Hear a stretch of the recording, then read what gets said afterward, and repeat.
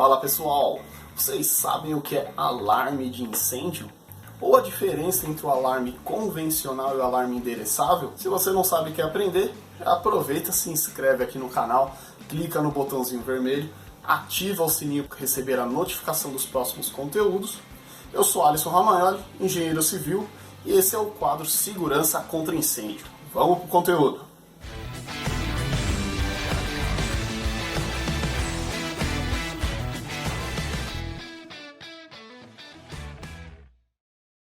Primeiramente, gostaria de explicar o que é o alarme de incêndio. Como o próprio nome já diz, é um alarme, como se fosse o alarme do seu carro. O alarme de incêndio ele fica instalado dentro dos imóveis para avisar as pessoas que estão dentro dele de que está acontecendo algum tipo de sinistro, que está tendo algum problema em algum ponto desse imóvel. Por isso que ele é extremamente importante. Ao acionar o alarme dentro do imóvel, a gente está comunicando a todo mundo que está acontecendo algum problema e essas pessoas elas vão ter que se reunir em algum local ou evacuar o espaço. Alisson, quando que eu sei que eu preciso ter alarme de incêndio dentro do meu imóvel? Se você analisar o decreto 63.911, que é o decreto que fala sobre os sistemas de combate a incêndio, a gente tem a classificação dos tipos de imóveis, ou seja, as ocupações deles, e a tabela dos equipamentos de combate a incêndio que precisa ter dentro de cada um deles. Fazendo essa análise da característica do seu imóvel, você consegue entender se você obrigatoriamente precisa ter ou não.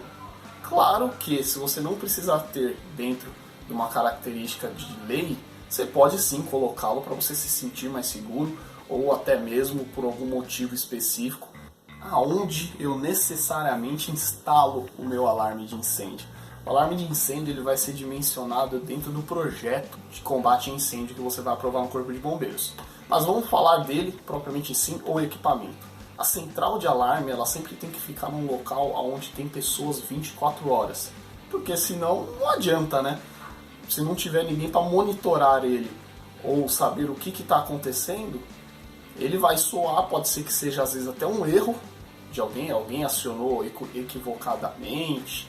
Precisa ter uma pessoa monitorando essa central para saber se realmente aquele sinistro aconteceu naquele momento no local em que foi avisado.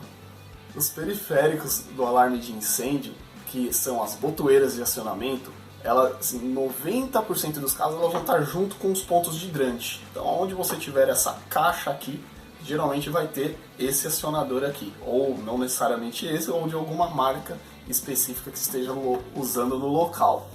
Resumidamente, a central vai ficar num local de monitoramento 24 horas e os acionadores vão ficar 90% dos casos em locais onde esteja os hidrantes ou um ponto isolado onde esteja dimensionado no projeto de incêndio que tenha uma possibilidade de risco e não necessariamente precise ter um hidrante naquele local.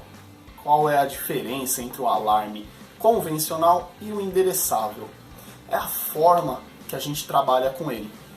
O alarme convencional ele funciona de uma forma muito analógica. Vou colocar uma foto aqui da configuração de um painel analógico de alarme, onde a gente faz o ligamento dos laços manualmente, ponto a ponto. Então, geralmente, o alarme convencional ele vai ter um número limitado de pontos que a gente consegue ligar. Então, isso acaba transformando o sistema limitado. Então, por exemplo, se eu for utilizar um sistema comum em um imóvel em que eu sei que eu vou ampliar ele no futuro e eu vou precisar de mais pontos, não é uma boa escolha, pois eu sei que eu vou ter que trocar ele depois. Mas se eu falo de um local onde eu tenho 4, 5 pontos de alarme, já é uma boa escolha, porque o custo-benefício dele é mais barato. A gente consegue no alarme convencional identificar os pontos que foram acionados, porque geralmente ele vem com um visorzinho informando qual foi o ponto que foi acionado, mas de forma limitada a gente não consegue ter uma abrangência nele. Já o endereçável, como o próprio nome diz, a gente consegue endereçar de forma a programar a central de alarme a identificar mais pontos de acionamento. Então eu não me limito só naqueles 6, 8 pontinhos que o convencional faz. Eu consigo trabalhar de uma forma direta com 200, 250 pontos, porque a minha configuração não é analógica, que nem é feito o convencional. Eu tenho uma memória dentro da minha central de alarme, onde eu consigo endereçar cada ponto que eu estou ligando e identificar para a minha central aonde é aquele ponto e qual é o nome que eu estou dando para ele especificamente. Em resumo, a utilização do alarme convencional e do endereçável, ele se resume muito na quantidade de pontos que eu quero utilizar e da necessidade de eu conseguir caracterizar cada ponto daquele com o respectivo nome e endereçamento, ou não se faz essa necessidade. Galera, o conteúdo de hoje era isso.